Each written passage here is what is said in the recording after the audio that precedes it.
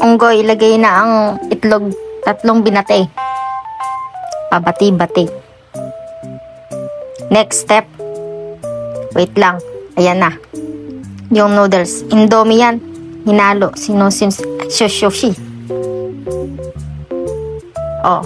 Baka may mga magbash sa akin. At kinamitan ko ng spatula na metal. Kasi tamad ako maghanap. Kaya, ayan, ginamit ko. So, yan. Shake. Nilagay ang cheese. Hotdog. Parang ikaw. Hotdog. Hotdog.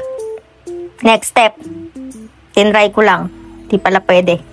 So, hinintay ko pa. Ayan. Nag-try out na naman si parang chef. Kinamay.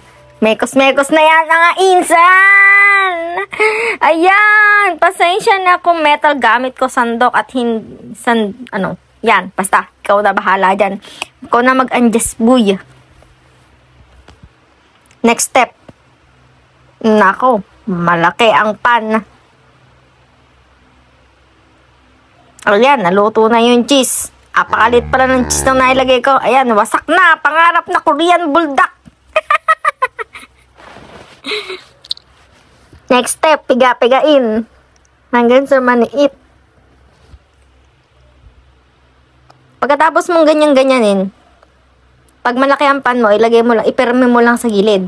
Kasi pag hindi mo yan ipinirmi sa gilid, mawawasak ang yung pangarap na buldak. Ayan. Sa gilid na ako nagluto. No choice, malaki ang ating pan. Next step, hintayin maluto. Konting oil lang nilagay ko dyan, mga 2 tablespoon.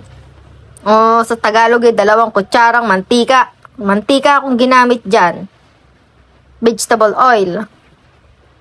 And next step, yan, sinalin ko na.